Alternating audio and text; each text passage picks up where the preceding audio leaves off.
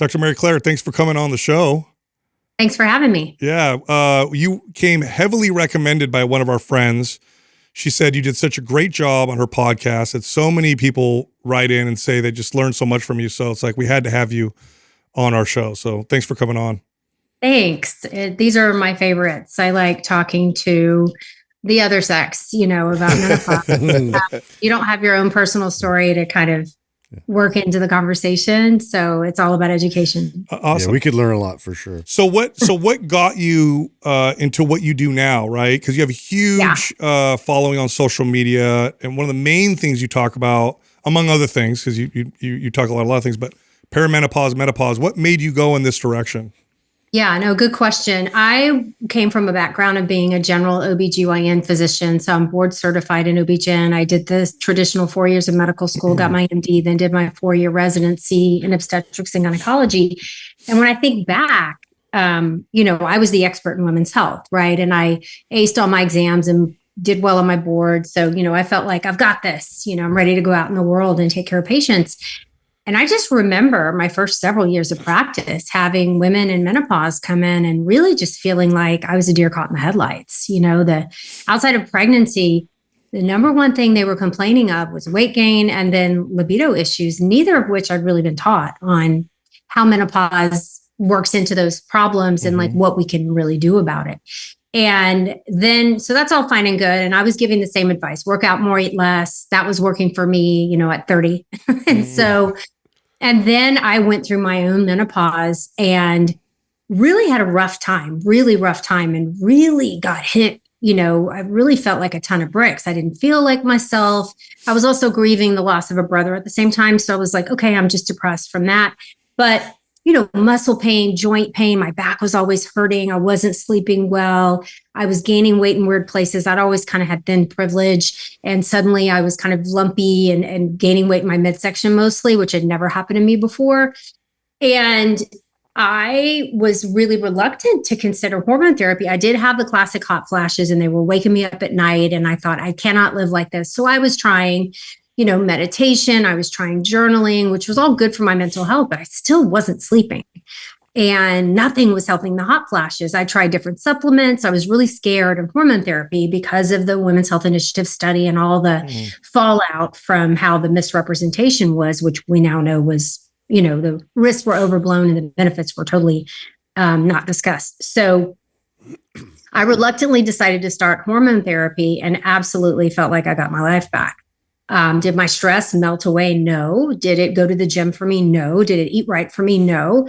But it just kind of pulled things back in alignment where I felt like I was in control of my life again. And the efforts I was doing to stay healthy were beginning to work again.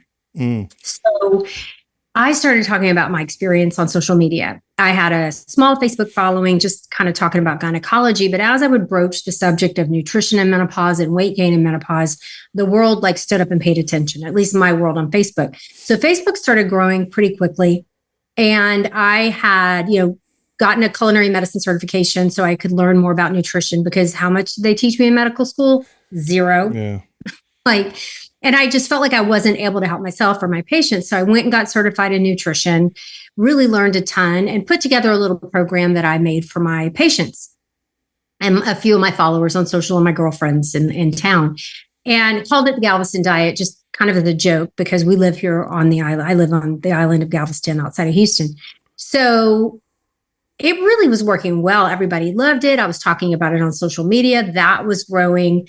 So then I was starting these little Facebook groups and kind of guiding people through the process, which was anti-inflammatory nutrition. I was a huge fan of fasting back then, and I've kind of backed off from that a little bit because I need protein and it's hard to get it in 8 hours. And it just, things were growing. But as I was talking about nutrition and menopause, weight gain and menopause, people were asking me more and more questions about just menopause. So I would research there, when 1,000 people ask you on social, is my frozen shoulder related to menopause? I stopped saying, I don't know. And I start digging, right? And I was finding all of these weird symptoms that I'd never been taught to attribute to menopause that were actually related. And I started realizing, wait a minute, there's estrogen receptors throughout our body. This is not just hot flashes and night sweats and sleep disruption. This is really a total body effect that women are going through. And the more I discussed those things, the bigger and bigger it grew. COVID hit.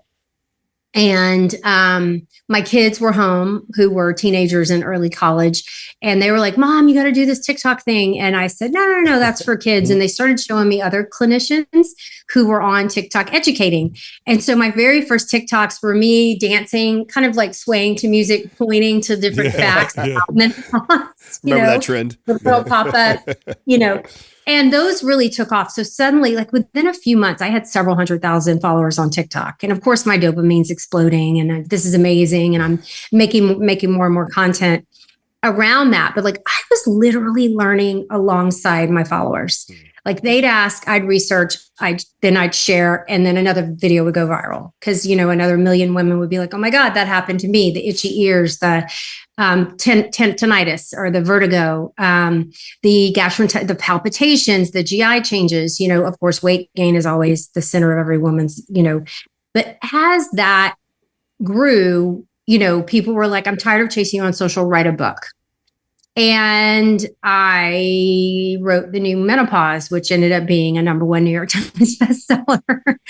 And, our growth on social has just continued to, grow. We just hit, I think I have 6 million total across, between Instagram and TikTok, we're a little over 5 million. And then we've got another million between Facebook and YouTube. Do you think that one of the reasons, besides being a great communicator, do you think one of the reasons why this really struck a nerve is that women have been told, I hear this all the time, that they've been told it's all in your head whenever they come to the doctor with anything other than hot flashes? Like everybody's like, oh, hot flashes. Yeah, you get that. But then they're like, oh, because this is what I was taught as a trainer. Okay, so I know fat loss, I know muscle building, I know correctional exercise. And I was told that fat distribution doesn't change. You can't, it doesn't, no, people will come to me. I store body fat in my belly now. I never used to. And I'm like, nah, that doesn't work that way. Body fat distribution doesn't change. Like, do you think that that's just a major experience of most women when they go to the doctor, when they come to talk about these things? The major experience, and this is because of the systemic way that we approach menopause in medical training across the board, and this is worldwide, nobody's doing it well, is that we have relegated menopause to a very small set of symptoms.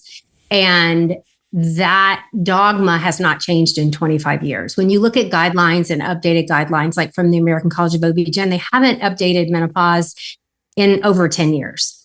And as this new data and information is coming out about, wait a minute, this visceral fat is very different than subcutaneous fat. And it goes up from 8% total body fat in a premenopausal woman to 23% postmenopausal.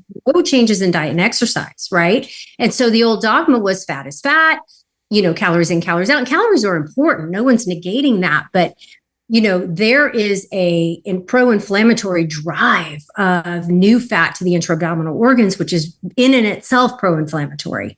So it's a much more nuanced conversation around body fat distribution, and visceral fat is dangerous. Much more dangerous. Visceral fat is more tied to the risk of chronic disease, of diabetes, hypertension, stroke, than a subcutaneous fat ever has been. That's why now when we define obesity, we're not using BMI or weight anymore. We're using abdominal circumference, because that is a reasonable marker for the amount of visceral fat that they have. Why did we suck so bad at this? Why was this so overlooked? Yeah, it's a great question. I mean, it's serious. It's like every woman goes through it. So how could we miss so big on something so common? Yeah. So when we look historically, and anthropologists have looked at it, and what we realize is forever in science, women's health was considered to be. When I say women's health, what do you guys think about? What's the first thing in your head? Yeah, your period, reproductive, and having a baby. Mm-hmm. That's it. Absolutely. Pregnancy. I mean, the vast majority of my training, so obstetrics and gynecology, right? Obstetrics is everything to do with pregnancy, and gynecology is the uterus, fallopian tubes, ovaries, right? But who's tending after the gender specific? So how women uniquely have heart attacks, how they uniquely have. So forever the science was on men, mostly guys that look like you. No problem with that, right? I mean, that's who was doing the studies, creating the studies, who the doctors were, who the researchers were. And they're like, we're just going to get guys that look like us. And we're just going to assume that this will hold forth for women. Women were excluded because of worries. It was reasonable, worries of birth defects. So women of reproductive age were excluded from studies until 1997. Oh, I didn't know that. Wow, 97? That's huge. There was a drug called thalidomide, which was given to women for hyperemesis, so for nausea and vomiting and pregnancy, severe nausea and vomiting, which cause horrible birth defects, like limb, like paddle limbs, like an arm would just be a little kind of flipper. Is that the one where they flipped the molecule? They did a mirror image of the molecule thinking, oh, this is a safe drug, when in reality it was like, it's actually different. Is that what happened with I'm not sure how they developed it. I'm not sure about that one. But, they gave it, women took it, their nausea got better, and then their babies had terrible birth defects, right? And so because of that, they threw out the baby with the bathwater. They said, okay, we're going to exclude all women who might even, women just aren't going to be excluded because we can't risk this ever happening again. And so that kind of stuck for a couple of decades until now women are required to be in studies that we haven't even reached 50% yet. Today's program giveaway is MAPS Anabolic Advanced. If you want to win, leave a comment below this video in the first 24 hours that we drop it. Also, subscribe to this channel. Also, turn on notifications. If you win, we'll let you know in the comment section. We also have a sale this month. MAPS Hit and the Extreme Fitness Bundle, 50% off. If you're interested, go to mapsfitnessproducts.com and then use the code April50 for the discount. Back to the show.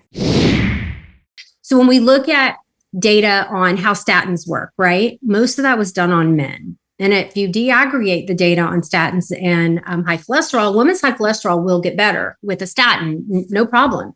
But it won't decrease her risk of a heart attack. Why? Whoa. Because we have heart attacks differently than guys. Explain. So most men will have a blockage in the very first part of the arteries that leave the aorta.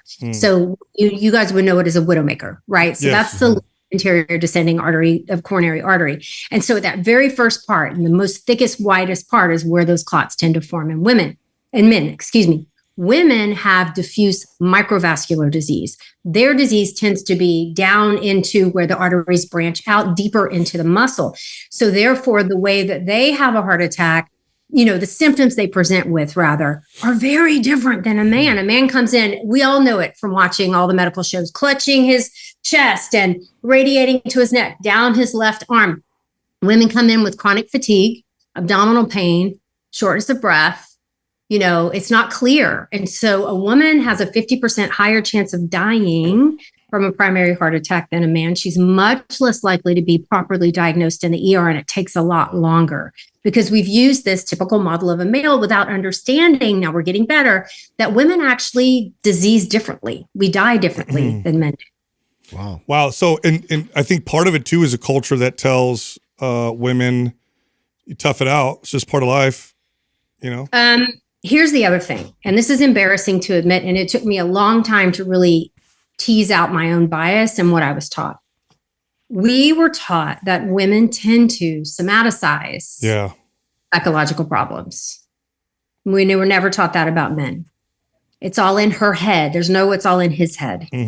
So I still to this day have to, when a woman comes in with multiple complaints in her mid 40s, she's got her laundry list, I have to hold that back, right? That training automatically leaps to the front. Well, she's probably a little bit, women tend to be unhappy at this age. Women tend to, but actually it's not true. These hormone changes are killing, are literally killing us. And doctors aren't trained to recognize them. Well, now let's talk about perimenopause and menopause and when you tend to start seeing it happen. And what are the early signs that maybe aren't so common, right? Like let's start perimenopause. Great question. Thank you for asking. This is my jam. Okay. So let's start with what is menopause. Turns out menopause is one day in a woman's life. One day, medically defined. It is one day after her, 1 year to the day after her final menstrual period. Okay. Well, there's a lot of problems with that. What does she do in leap year? Do you have to wait 366 days? Is it, like such a random arbitrary? What if she's had a hysterectomy? What if she doesn't have regular periods? What if she has an IUD that's stopping her periods? Does she not get to be menopausal? So what's actually happening in menopause is ovarian failure. Okay. So men, you guys have a set of testicles. We have the corresponding set of ovaries, right? Most adults understand that. And so you can make your genetic material fresh every day. Every day, the testes are still working, right? Creating, little gametes that get brought out into the world or not. I'm going to let you guys figure that out. And then for women, we go through puberty and then we are born with all of our eggs, a set supply. So female is born with 1 to 2 million eggs, and that will last her until they run out. And menopause represents the end of the egg supply. Okay. So when we start ovulating, so by the time we're in puberty, when we start ovulating, we are down to 300,000 or 400,000 eggs. There's a process called atresia, which is a kind of a selection, kind of a survival of the fittest. So we get the healthiest eggs that actually get to ovulate. A woman will only ovulate 300 to 400 times in her life. And so you got a 1 to 2 million egg supply, and they're not all healthy. And then we're hopefully going to get just the juiciest, most healthy eggs out at the end. So we're losing the unhealthier eggs through this process of atresia. We start ovulating. Each month we lose 1,000 eggs to get one out. And so we keep just depleting our egg supply. Perimenopause is when something kind of magical happens. So every month, we have a signal coming from the brain. So the hypothalamus in our brain, you guys are scientists, know the hypothalamus creates hormones. Well, it's constantly sensing for estrogen in a woman's blood. And when the estrogen levels get low, it says, okay, ovaries, it's time. So it sends a signal to the pituitary, something called GnRH, and says, hey, tell the ovaries to wake up. It's time to get an egg out. We need some more estrogen. Okay. So in the process of ovulation is where we see the estrogen production rise in the female. So then the pituitary says, got it, boss, sends out LH and FSH, which bind to the cells around the egg, the follicular and granulosa cells. I'm getting very technical. And those are the cells that produce the estrogen and then the progesterone and some testosterone. So that goes monthly in this beautiful EKG-like ebb and flow pattern. If you've ever seen the female reproductive cycle, you'll see these kind of curves where you peak estrogen in the middle and blah, blah, blah. And that for a healthy woman is a very repeatable normal cycle month after month after month. On day 10, you can predict what's going to happen day 16, unless she's pregnant or ill, okay, or has, call it PCOS or some disease, okay? When we hit to perimenopause, we are at a critical egg threshold level where the typical signals coming from the brain don't work. The ovaries becoming resistant to those signals. So the hypothalamus is still looking for estradiol and it's not coming from the eggs. Okay. So then it gets mad. It starts saying, hey, where is my estrogen? The pituitary says, dude, I sent the signal. The pituitary, and it's like, send more. So the pituitary starts pounding the ovary with higher and higher levels of FSH in order to force the ovulation. So what happens in peri, what used to look like that pretty EKG becomes a zone of chaos. In order to force the ovulations become delayed, which is why cycles become irregular, we get these much higher bursts of estradiol than we've ever seen in our lives before outside of pregnancy. And then progesterone never kind of keeps up, after ovulation. So what used to be beautiful and predictable and normal and the brain knows what's coming now is just throw spaghetti out the wall and here we go. So over time, it's a decline in estradiol, but it is literally a roller coaster on the way down. And so perimenopause is a 4, 7, 10, depending on who you read, year-long stretch where symptoms begin. And so menstrual, we've always in medicine defined perimenopause, if you even thought about it, by cycle irregularity, right? Well, guess what? The cow is out the barn by the time your cycles become irregular. Perimenopause begins in the brain. So when that hypothalamus is having to work double time and the pituitary is working triple time to get those hormones out to force the ovulation, we start seeing sleep disruption, mental health changes, and brain fog, cognitive changes, usually in the verbal and learning sections of the brain. And those hit well before the cycle becomes disrupted. Does it feel like a slow, gradual climb for the woman, or is it like a ton of bricks hits her? It depends. Patients kind of approach, differently. For some, it's there's a great paper that just came out in the last few months called "Not Feeling Like Myself." I mean, how vague can you get? But literally, they tied it to perimenopause. She's like, look, I built this life that I was managing. I had my stresses down. I had it. I was in control, and suddenly I've lost my resilience. I can't put my finger on it, but something is wrong. It's usually the mental health and cognition changes that are hitting her hard. Her periods aren't irregular, so no one's waving a flag externally saying, hey, something's going on with your hormones, but she knows something is up. So for some, it's like the rug got pulled out from under them, and others, they just feel like, the last few months is just getting worse and worse. How long before does this happen in the brain before you start to see typically the changes in the menstrual cycle? Yeah. So by the time your cycles become irregular for most women, you were about 2 to 3 years out from full menopause. Wow. That's a long time to be going through this without knowing for sure what's going on. Without knowing, right? And so I don't tell this to scare your listeners. I don't want them to be, oh my God, all this crazy stuff's going to happen. But imagine if you weren't gaslit. Imagine if you were like, oh, this might be my perimenopause. I got this. Well, that you could understand. I think just knowing and educating and understanding what's happening to your body will alleviate so much unnecessary suffering. Well, doctor, what age, what's the age range that this starts to happen where the perimenopause starts? Great question. All right, let's do the math. So the average age of menopause in the US for, a white woman is 51. Now, ethnically, it's all over the map. African Americans tend to go through about 18 months sooner. Asian women tend to go a little bit later. Women, Southeast Asian, so like from the Indian continent, they go through average of 46.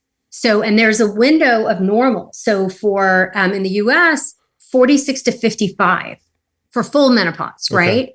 Remember, perimenopause, back that up 7 to 10 years. So we're looking at mid 30s, so a good chunk.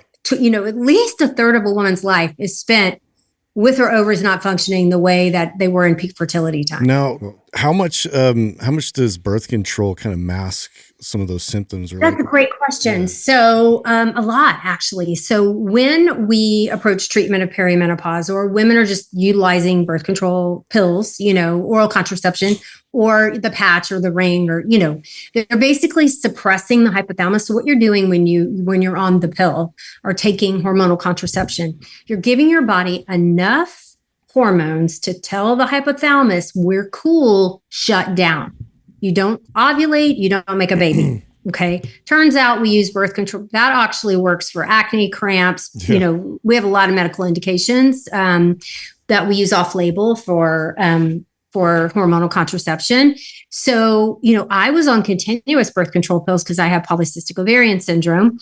So I kind of masked the whole thing. I was like, live my best life, going through, and then at 48, I got off the pill. My brother had died. And I was like, let me see where I'm at hormonally and figure out what's going on here. My husband's like, I'll get a vasectomy. And I was immediately menopausal. So I went through somewhere in the background, I was like, so for a lot of women who are on the pill, especially if they're doing continuous, then they may not notice a whole bunch, though it's happening in the background. So does it hit harder for them? On the pill who have mental health changes and weight gain and all the things, because you can't stop what's going on behind the scenes in the ovary. Yeah. Doctor, so when you said mid 30s is kind of when it's starting to happen, I immediately thought about some stats that I'm familiar with women in particular and prescription antidepressants. Yeah, how they spike. This is the saddest story. It's the saddest thing. Is that what you think's happening? Because you see That's exactly what's happening. So here's the data in the perimenopause transition. So in that 7 to 10 year period, because of the chaos, we have a 40% increased risk of mental health disorders. So usually depression and or anxiety. And the default is an antidepressant. I love having those medications available, but I think they're overused. Once you go through the menopause transition, the rate of SSRI use doubles. Yeah. Okay. So we have 1 out of 10 is on it premenopausally, and then 1 out of 5, and then it goes to 1 out of 4 over the age of 60. Wow. So I really 25% of us are depressed, from some chemical imbalance been totally unproven. So what we know now is that women in perimenopause, at least not postmenopause, but a new onset of a mental health disorder in perimenopause is better off being treated by supporting or replacing her hormones than an SSRI. Wow. Yeah. How much does how much does genetics play a role in the symptoms that women experience versus maybe the way they ate and dieted and exercise leading into? Sure. We need to do a lot of work in this area. We know that timing of menopause, there's a big genetic correlation. Now, a lot of things, what we don't know a lot about is what can extend the shelf life of your ovary, right? We're born with a certain amount of eggs. How can you keep them healthy? Certainly anything that keeps you healthy will keep your eggs healthier longer, right? We're all going to lose them. That there's no way around that yet. There's some great studies happening there on everything from transplanting healthy, taking out a little bit of the ovary at 25 and putting it back in at 50, to different medications and compounds that could extend the life of the ovary, usually in the fertility world, but it actually works to, keep you out of menopause. And so, but, if you smoke, if you have abdominal surgery, if you have a hysterectomy, you'll lose average of 4 years off of the life of your ovary. Oh, wow. So, and I don't think a lot of patients understand that hysterectomies are needed. But, and all the women who are having their ovaries removed for no other reason than, we just don't want you to get cancer, that is a travesty. If you have any abdominal, inflammatory disorder, the ovaries are just floating there in the soup of the abdomen. And so we will see the shelf life of the ovary. And then trauma. Great study done, sad study, looking at women who were sexually abused, whose kids were then sexually abused. They will lose 9 years off of the life of the ovary. Symptoms tend to run in families. So if your mom had hot flashes, there's a good chance that you had hot flashes. Your mom had joint pain, but it's not 1-to-1 because you get half your genetics from your father. What are some of the other symptoms? You named a couple I wasn't even familiar with. Joint pain, so, itchy so we have the cliche, well-known, well-defined. So hot flashes or vasomotor symptoms. There's a thermoregulatory center, again, in the hypothalamus that becomes completely discombobulated when we go through when the estrogen levels begin to fluctuate and then decline. And so that thermoregulatory center will just, all of a sudden, the vessels will dilate. Usually centrally, it'll start kind of in the chest and then expand up the neck and head and then out to the extremities, where you'll have profuse sweating, palpitations are a known symptom of a vasomotor symptom. You'll have this incredible crushing anxiety right before the hot flash. So, but then that's the cliche, sleep disruption. So if the hot flashes wake you up from sleep, that's one kind of sleep disruption. But these 2 a.m., 3 a.m. wake ups, we are struggling to maintain our blood sugars. Insulin resistance rises precipitously in the menopause transition with no changes in diet and exercise. Our insulin resistance goes up, visceral fat goes up, and our blood pressure goes up. Our LDL goes up, the ApoB goes up, the HDL goes down. Starting in the brain, of course, brain fog and the mental health changes. We have receptors in our lungs. Asthma tends to get worse or have new onset asthma all over our skin. So dry skin, dry eyes, dry mouth, and anything in the mucosa can get drier. We have well documentation of the genital urinary system. So, dryness in the intimate area, loss of mucus, loss of elasticity, that's easy to replace with local estrogen there. Mm-hmm.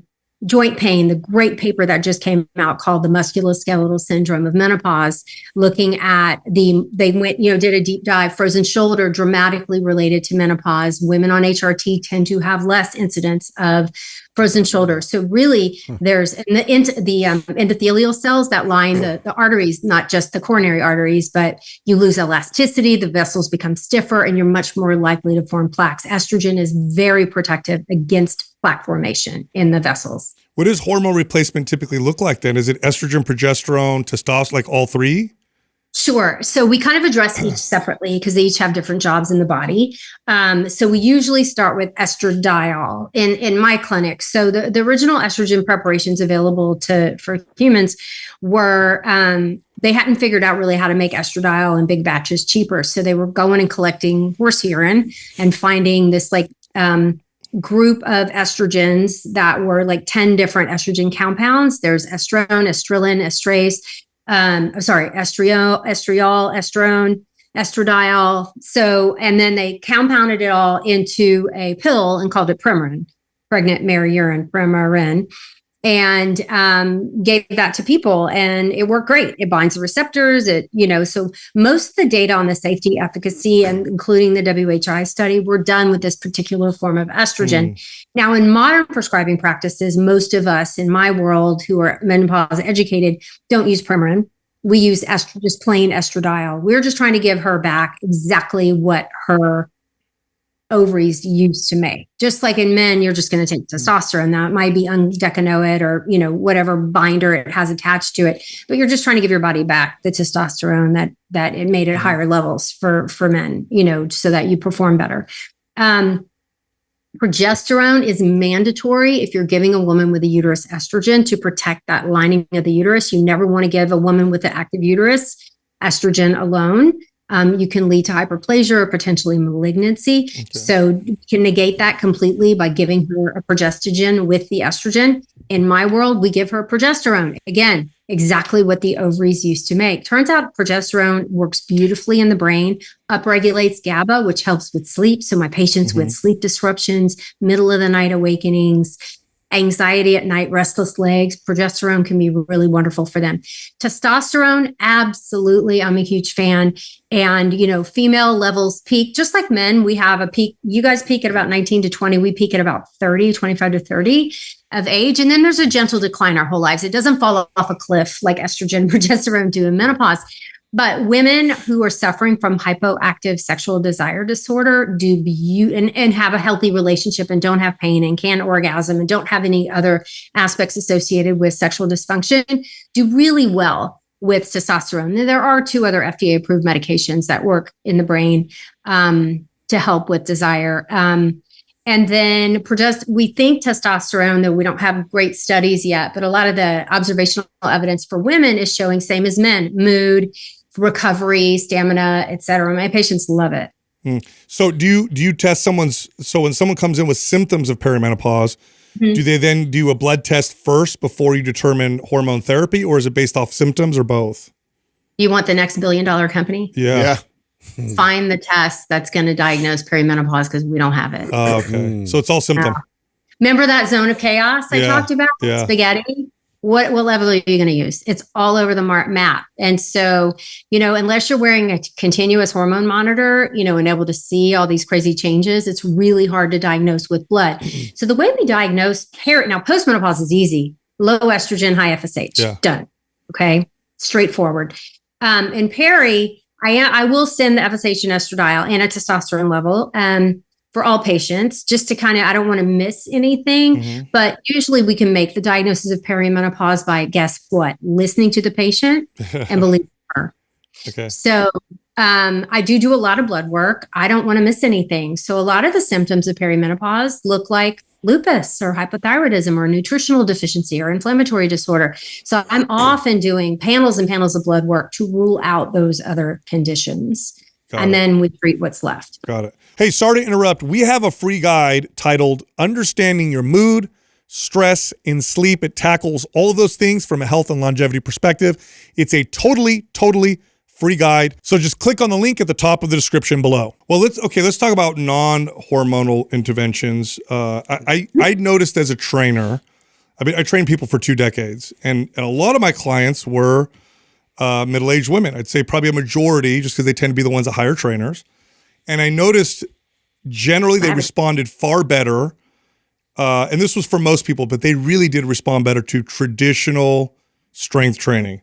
Rest in between sets, get you strong, get you off the circuits, get you off the aerobics classes, high protein.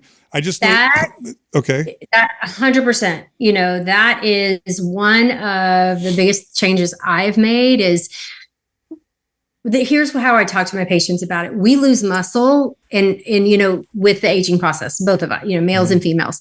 For females, it accelerates beginning in perimenopause, and that whole body composition change where the scale's going up, but muscle loss is really accelerating. And then we're replacing it with visceral fat. And so they're just getting unhealthier and unhealthier and unhealthier and shortening their health span.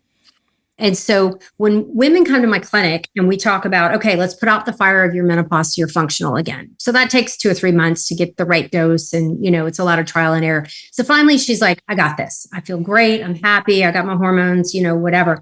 Then I'm like, let's talk about the diseases that are plaguing your elders. And in females, we're looking at sarcopenia, osteoporosis, and dementia. And what helps all 3 of those things? Weight training, resistance training, and building the muscle that your body is shedding. Okay. And that message is very clear to women at this age. They're looking at their moms. See, women are, when we look at you guys follow the wellness bros, I'm sure. And they're, I'm like, don't think about the sauna or the cold bath yet. We got to get your hormones straight. We got to get you in the gym. Those are the key things that are going to keep you healthier longer, because women are living longer than men by like 5 years, probably because that estrogen that we had was higher and keeping us healthier for longer. But what's taking out our health span and not happening to guys as much is the sarcopenia and frailty and dementia. And so, and women are like, I don't want to live 10 years in a nursing home. I don't want to be stuck in a bed with not able to, losing my independence. And that is what really is motivating women to get to the gym, not to get in a bikini, not to look a certain way. It is to stay out of a nursing home. My mantra is every day in the gym is one day less in a nursing home. That's great. And I'm 90% doing resistance training. I turn my treadmill into a walking desk. So I'm getting plenty of cardio. I always have. But yeah. That's great. No, that's what we noticed. And now with diet, at least back when I was training, it might be changed quite a bit now, but when I was training clients, the message was always low fat, low fat, low fat. And knowing what I know about fat and even dietary cholesterol and its how it contributes to hormones and hormone health, they all did much better when I increased their protein and increased their fat intake. Those are the 2 things. So what are you seeing on your side with that? So women are, I've kind of, when I wrote Galveston Diet, which was my first book, it was all about weight loss, because that was what I was worried about, what everybody was worried about. But in this journey, I've learned so much more. I don't talk about weight anymore. I talk about body composition and living longer and stronger and trying to be in a bigger body and not a tinier body. Right. And I'm like, protein and plants. Those are your priorities, right? Protein and plants, and with a lot of protein comes fat. So I'm, our Greek yogurt, a lot of the protein sources have plenty of fat available. We're doing avocado and olive oil and, really healthy, rich sources of fat. We are really helping patients, especially those, because I have a body scanner in my, I have the medical grade in-body scanner for my patients. And we are having really frank discussions. And it's so like freeing for these patients to finally not look at calories or look at food as the enemy or how can I eat less. They're always now like, I need to eat more, especially on a GLP-1. So, if they're coming in pre-diabetic and we get them started on a GLP-1, which is a huge amount of our patients in menopause, they are so excited because they are just focusing on how to fill that plate and how to eat as much as they can to stay healthy. It's such a better way to live. Yeah. Do you think there are any changes? Because I see in the data, where it shows that girls are starting puberty younger, probably tied to obesity. We're seeing lots of potential effects of things like xenoestrogens. Fertility seems to be getting worse or declining. Men's sperm counts and women, you're seeing this with fertility. Do you think that there's some environmental factors that maybe that there has to be? Okay. There has to be. I mean, we need more research. I think about all the crazy stuff I did. Had a hot water bottle from the gas station, drinking, leaving in my car in Texas at 100 degrees and drinking boiling water out of plastic. And, I just thought nothing of it at the time, and how in our family, we're really paying attention to what we're cooking in, how we're storing food, where the food comes from. I was the convenience queen, and I just want to die when I think about what I gave my kids when they were little, because I was rushing from from the hospital to go pick them up at ballet, and and all the way we built our lives around these convenience foods and what it's really done to our health long term. And slowly I'm starting to see the changes. My kids, who are 21 and 24 now, are much more aware than I ever was at that age. I mean, it's a miracle I'm alive, actually. If you would have looked at me at 21, crazy stuff I did.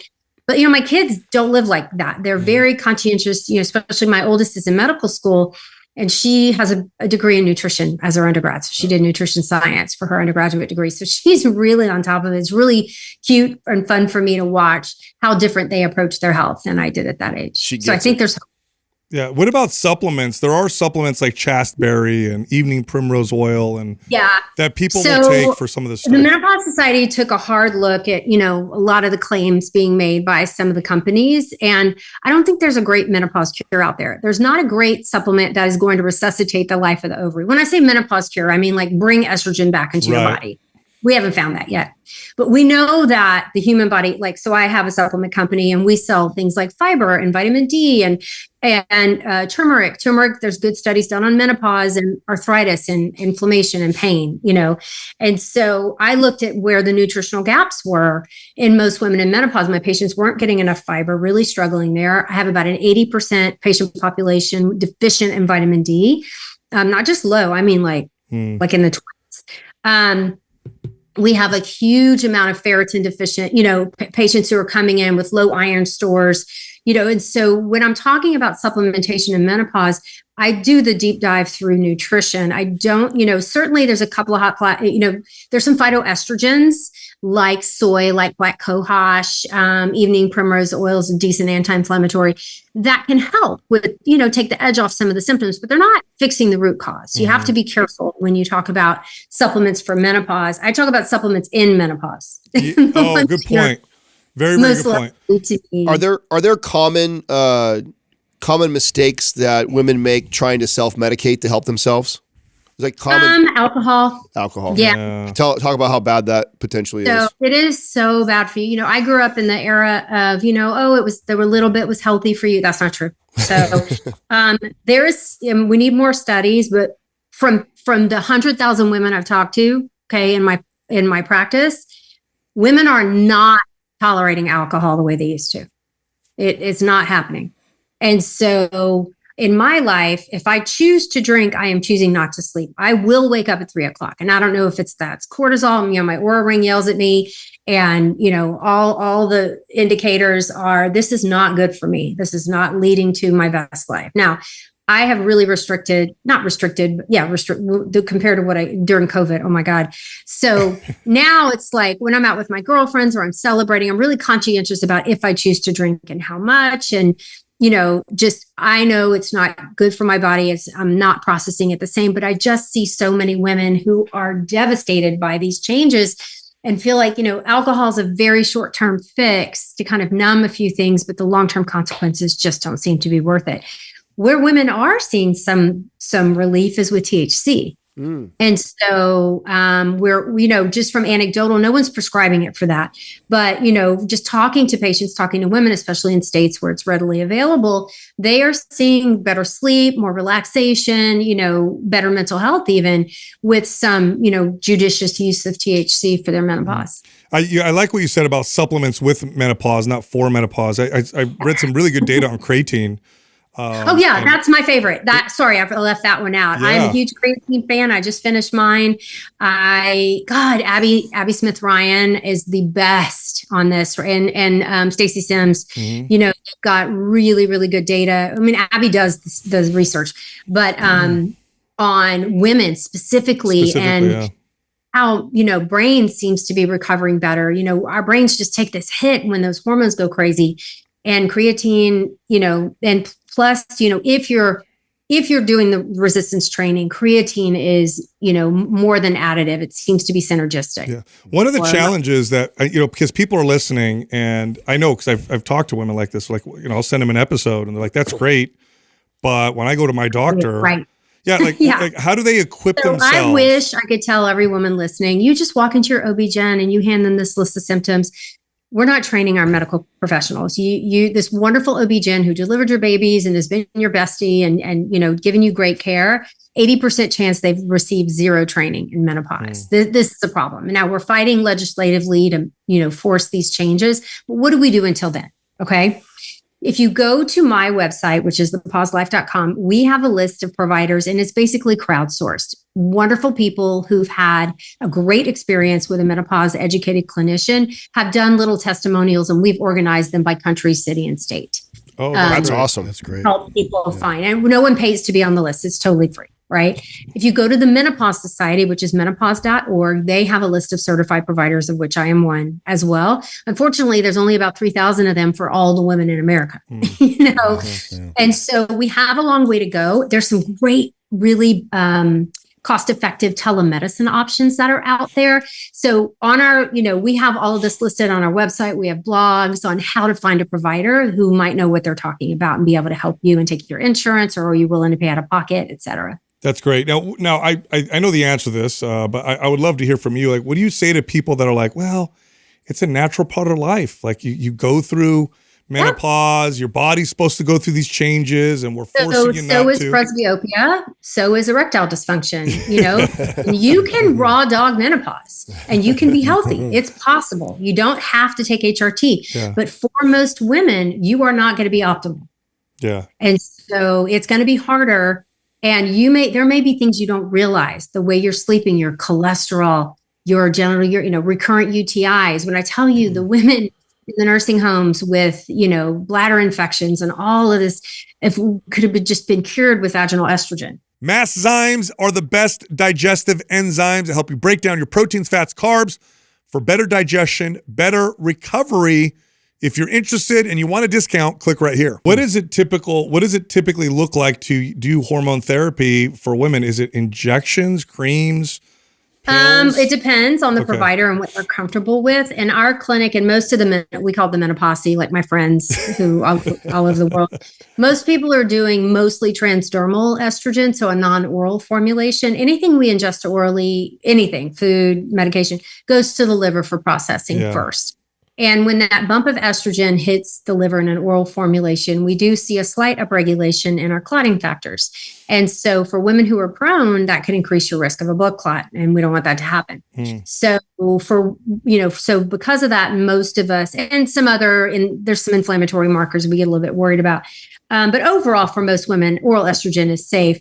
But, if I had everything equal, I usually do transdermal. I usually do a patch because I have a steady state dose going to the patient at all times. And the patches are generic, and they're really, really, really like $25 for the month. So most patients can afford that if they don't have insurance. For progesterone, we're doing oral usually. The progesterone molecule in its natural form is humongous and doesn't pass through the skin very well. So we get really nervous with these progesterone creams that they're really ineffective and not protecting the lining of the uterus. And then for testosterone, it's kind of choose your own adventure because we don't have an FDA approved option for women. So I prescribe typically T-Stem or Androgel, the men's formulations, and we just have to cut the dose a lot. And that can get a little tricky with, a pea-sized amount. On something a men would do 4 pumps, we just need like a quarter pump because women need 10 times less the dose of men. But that bottle for a woman, that Androgel bottle will last, is maybe $50 and will last her about 6 months. Oh, wow. What are some of the biggest fears that women have with hormone That'll kill replacement? them. That'll give them cancer, and all of that has been completely blown out of the water and is disproven. But we're struggling to get that message. I mean, to this day, like I have a petition to the FDA right now, and it's looking good that we're going to get a meeting to have the black box warning removed from vaginal estrogen and from the estrogen products. You open it up, and it's like you will die of stroke, heart attack. It freaks people out, of course, right? Imagine you get your testosterone. It's like you could have a heart attack or liver failure, or they just removed the black box from testosterone. Yeah, there was a little bit of that. So we're fighting for that for women. It's looking good. So stay tuned. Hopefully, I'll have good news soon. Anything else on the horizon that you see that you're excited about? Like, are we progressing in this area? Are we getting better? Yes. A lot more clinicians are getting menopause certified. A lot are getting interested in the space. A lot are just realizing where the gaps are. Like my daughter in med school, like it's a priority for them. Even the guys in her class it's kind of a new way, it's new and it's fun, exciting. There's a lot of research opportunities. So the kids are going after it. So many menopause papers are coming out. So that's great. There's great research looking at, like I said, extending the life of the ovary, different medications that might work for that. And just in overall, that women are, at least Gen X and below, are like, fuck this. I'm not going to live like this. I want better than my mother had. I want better than my grandmother had. I don't want to have this frail loss of independence and being dependent on my family for 10 years while I decline and eventually die, And so women are getting excited about this last third of their lives and all the opportunities available to them and knowing they have to change their habits and stick to them in order to live that way. But it's like for the first time, I'm seeing this generation really rise up and really want to take control of this part of their lives. And it's pretty exciting to be a part of it. That's great. Now, when someone starts, let's say they start with you or somebody who knows what they're doing, and they do the testing to rule out any inflammatory issues or lupus or anything else, they're like, okay, we're going to start you on this hormone replacement therapy. Does it start like at a standard dose for most women, and then you kind of work around and say, okay? Yeah. So like in the patch, for example, for estradiol, we have 5 strengths. And depending on her age, her level of symptomatology, so for an older patient who's not super symptomatic, I'm going lower dose, right? Okay. For a younger patient who's very symptomatic, I'm going a little bit higher dose. But I tell the patients, this is trial and error. There's about 20% of patients are poor absorbers through the skin. So there could be some back and forth, trial and error. We may need to try a different formulation. So, there's a lot. I wish I could just get a blood level and say, this is what you need and have some test to know how well she's going to absorb the medication, but we don't have that yet. So just telling the patient to be patient and know that this will be a little bit of back and forth till we find out the kind of program that's going to work for her. Because we're working in general with 3 hormones at once, right? Yeah. And the estrogen, the progestogen, and then the testosterone for most patients as well. And each one of those poses something different. So, my anxiety is still kind of bad. Probably progesterone, or this feels a little bit. Right. So probably that. Okay. And are you finding that it's kind of becoming that there's like a general range that you're tending to find most women within? Or is it all over the place? So we don't have standardized, like, what is the therapeutic range for estradiol? That does not exist. Okay. And so when we're checking levels, I'm just making sure they're absorbing or they're not super absorbers, right? So, but, for example, if my level's 100, which is totally fine, and your level's 100, if you're a woman, you may feel like shit and I feel amazing. And so we'd have to up yours and still stay in a safe range. So we don't really have that, what's the level that we're good, like thyroid, right? Or testosterone in general. I mean, some guys may feel great and be completely functional at 400 and other guys need to go up to 800, right? It's kind of, we have to listen to the patient and let her be the judge. All right. So controversial question now, a woman who has, previously survived breast cancer, can she do hormone replacement therapy? Because I've heard she can do vaginal estrogen 100%. Okay. 100%. Okay. So that's a given for almost everyone. Systemic, maybe. It depends on her stage, her age, her desires, her risk factors. What's happening is the conversation is only going around risk and not benefit for these patients. And breast cancer survivors are being left in the dust. These women it's a travesty what's happening to them, especially the ones put into surgical or iatrogenic menopause from chemotherapy or surgery, that they're like, you're lucky to be alive, go out into the world. And now they have osteoporosis and heart disease and diabetes because no one addressed the loss of estrogen in their body. Right. Their libido's in the tank. They're having horrible pain, and they're like, okay, you're alive. Bye. Be grateful. What about people? You said PCOS. You said yourself. What about PCOS? Like, so there's a couple of like nuances. PCOS, it's harder to make the diagnosis of peri because they are so much the same, right? We have chronic anovulation, so both very similar, but kind of treated similarly. So you really need someone who knows what they're doing. And then endometriosis, right? You can't just willy-nilly give someone estrogen after endometriosis. You must give them progesterone. You must do it at very much higher levels than you would on another patient because we don't want to reactivate an endometriosis implant that, didn't get treated or which could lead to a malignancy in the future. So it's you need someone who knows what they're doing. Where else are we missing really big? I mean, you talked about SSRI stuff. You talked about breast cancer. Where else are we missing big? I think libido, if you guys want to talk about it. I think knowing that so many women who previously felt like they were happy with their sexual life, right? And then all of a sudden they're not happy, right? Or their partner's not happy, or they just never want to do it again. They don't care. I mean, this is, we feel like when I talk, I have several patients who are divorce attorneys and they love to tell me all the things. And so they feel like menopause is a factor. Now, for some women, menopause gives them this permission to circle the wagons, take care of me, cut the crap in their life. And that, for them, the divorce was needed. They're finally able to leave a relationship that wasn't serving them. But, I have these women coming in who are like, I love this man. I love my partner. They're amazing. They take care of me, all the things. And we used to have this great sex life, and now I just don't want to be touched. And these are the women who are just coming in devastated by this.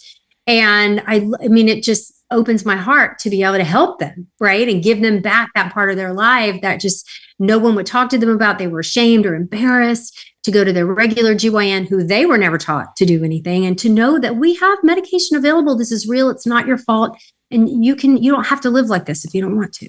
Is it common to see both desire and orgasms change, or is it normally one or the other? So one of the things, if you think about, the physiology of an orgasm for females, we have to get blood flow to the area for a long enough time. We need to have stimulation to that area.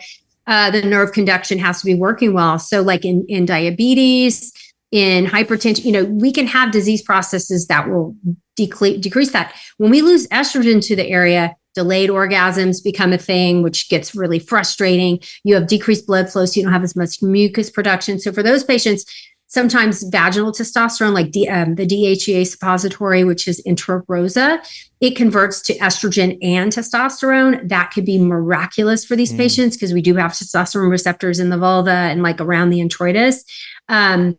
So again, you need someone who knows what they're doing. It's, what you don't want to tell the patient is relax, have some wine, go on a vacation, blah, blah, blah, blah, blah. That's malpractice. All right. Well, this has been great. Our audience really love this. I really appreciate you coming on the show. And I have to do it again for sure. Yes, and I was not aware of some of those symptoms that you mentioned, so I think that's absolutely fascinating. And I'm so glad you have a list of doctors, because one of the challenges we have sometimes, we'll have someone come on the show. It's hard to refer. And then they're like, "Where do I go? Like, where do I go with this?" So I'm so glad that you at least have a list of 3,000 doctors that people might be able to point to. Yeah. All right. Well, thank you so much for coming on the show. You're welcome. Thank you. Thank you so much. You're awesome. Okay. All right. Thank you. Bye-bye. All right. I know you liked that episode. If you did, check this one out. Walking. It's one of the best things you can do for your health, bar none, but there's a better way to approach it. Yes, you can just walk, but if you follow the right protocol, it's far more effective. Let's talk about walking. I can't wait to hear your walking protocol. Well, there is. There is a protocol. So, and I'll start with the first thing, right? Because just first off, let me start with this. One of the reasons why walking is such a great form of just activity is because it's low risk of injury. Now, some